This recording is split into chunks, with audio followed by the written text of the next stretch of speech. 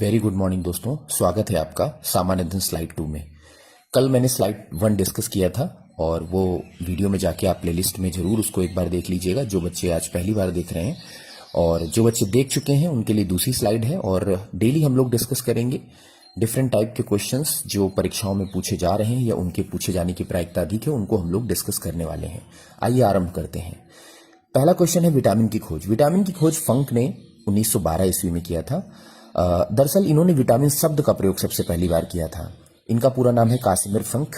पहली बार प्रयोग किया था। विटामिन की थेरेपी के जनक भी यही हैं। कई बार पूछा जाता है विटामिन थेरेपी के जनक, तो यही है। वर्ष याद रखिएगा 1912, बहुत इंपॉर्टेंट है। रेबीज के टीके की खोज। रेबीज वायरस जो है वो जो कुत्ते के सलाइवा में होता है और कुत्ते के काटने से ये डिजीज होती है। इसकी खोज लुई पास्चर ने किया था। दूध की पॉस्चराइजेशन की खोज लुई पास्चर ने ही किया था। दूध का पॉस्चराइजेशन यानी जब आप पैकेट का मिल्क लेते हैं उसमें देखिए लिखा होता है pasteurized milk. This is just because of, क्योंकि उसे पॉस्चराइज किया जाता है। पॉस्चराइजेशन क्या है? तो पॉस्चराइजेशन का मतलब यह है कि एक निश्चित टेम्परेचर पर मिल्क को गर्म किया जाता है। खाद्य सुरक्षा को लेकर ये पॉस्चराइजेशन किया जाता है। इसमें खाद्य पदार्थों को 70 डिग्री से 100 डिग्री के बीच के तापमान पर कुछ समय के लिए गर्म किया जाता है और तुरंत बहुत स्पीड से फिर ठंडा किया जाता है। इससे होता क्या है कि बैक्टीरिया की जो ग्रोथ होती है वो धीमी हो जाती है और दूध थोड़े ज़्यादा समय तक टिक पाता है, अदरवाइज बहुत जल्दी खराब हो जाता है बैक्टीरिया की वजह से। तो ये लुई पास्चर, ध्यान रखिएगा। मलेरिया परजीवी की खोज लेवरान ने की थी। मलेरिया जो कि आपको पता ही है, फीमेल एनाफिलीज मच्छर होता है जिसकी सलाइवा में ये परजीवी होता है और ये मलेरिया के लिए कॉजल ऑर्गेनिज्म है। तो इसकी खोज लेवरान ने की थी। पोलियो वैक्सीन की खोज जॉनी साल्क ने की थी। पोलियो एक तरह का वायरस डिजीज है और इसकी खोज जॉनी साल्क ने की थी। हृदय प्रत्यारोपण, सबसे पहली बार हृदय प्रत्यारोपण डॉक्टर क्रिश्चियन बर्नार्ड ने किया था। हृदय प्रत्यारोपण बहुत सफल प्रत्यारोपण था डॉक्टर क्रिश्चियन बर्नार्ड का। चेचक की टीके की खोज एडवर्ड जेनर के द्वारा की गई थी। दरअसल चेचक एक जोस्टर वायरस के कारण होता है। वैरिसेला जोस्टर है वायरस का नाम। संक्रामक बीमारी है। मुख्य रूप से संक्रमित व्यक्ति के संपर्क में आने पर छींकने, खांसने, हवा में फैलने वाले वायरस के कणों से ये फैल जाता है।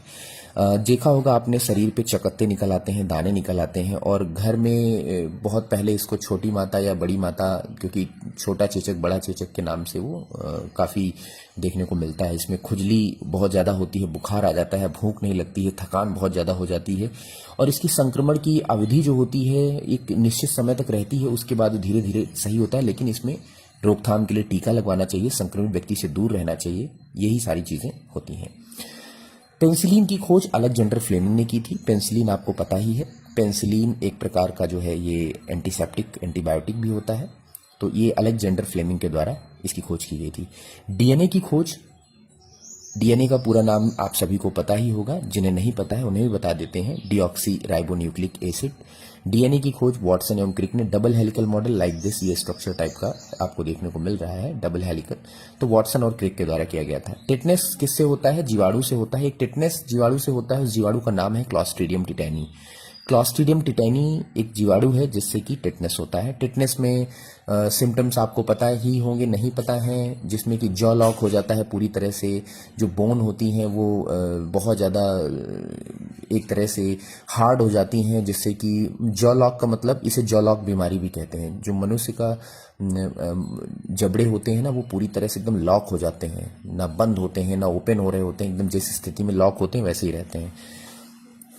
टीबी जीवाणु की खोज रॉबर्ट कोच ने किया था, जर्मनी। थोड़ा सा टीबी के बारे में आपको बता देता हूं, बहुत इंपॉर्टेंट है। माइकोबैक्टीरियम ट्यूबरकुली एक ये बैक्टीरिया है, इससे हमारा ये टीबी फैलता है।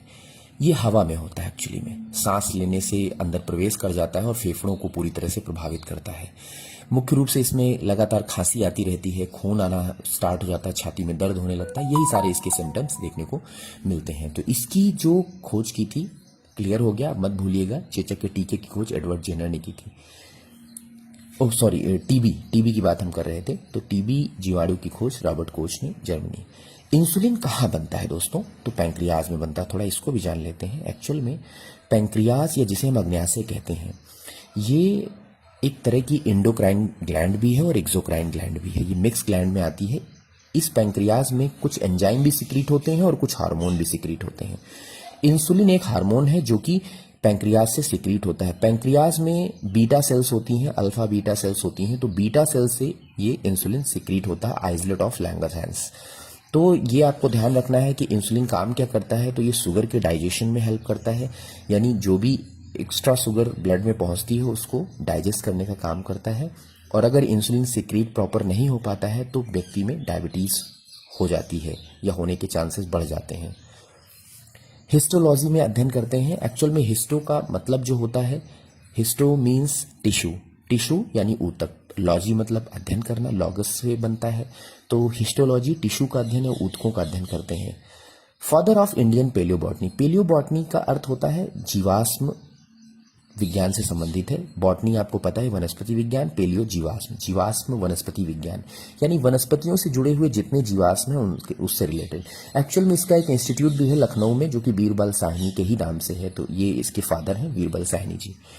मानव त्वचा को रंग देने वाला वर्णक मिलानिन, मिलानिन एक हार्मोन भी होता है जो कि स्किन टोन के लिए जिम्मेदार होता है। स्किन में मिलानिन सेल्स होती हैं, मिलानिन कोशिकाएं होती हैं जो रंग को निर्धारित करती हैं। डीएनए की शर्करा हेक्सोम, ये प्रश्न कई बार पूछा गया है कि डीएनए में कौन सी शर्करा पाई जाती है, ध्यान रखिएगा हेक्सोम शर्करा पाई जाती है।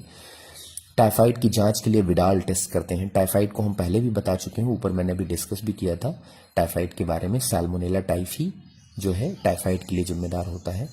साल्मोनेला टाइफी एक्चुअल में ये एक बैक्टीरिया है और इससे टाइफाइड में फीवर वगैरह बहुत ज़्यादा आने लगता है, जॉइंट्स पेन होने लगते हैं, आपको बॉडी में पेन, हेडेक, बहुत सारी चीज़ें, ये सारी समस्याएं उत्पन्न हो जाती हैं। इसकी जांच के लिए विडाल टेस्ट करते हैं।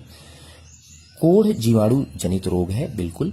माइकोबैक्टीरियम लैप्री एक बैक्टीरिया है जो कि कोढ़ के लिए जिम्मेदार है। कोढ़ स्किन से रिलेटेड डिजीज है, पूरी त्वचा को ये प्रभावित करता है। प्रोटीन की कमी से कौन सा रोग होता है, तो दोस्तों प्रोटीन जैसा कि पता ही है एक बॉडी बिल्डिंग मटेरियल है।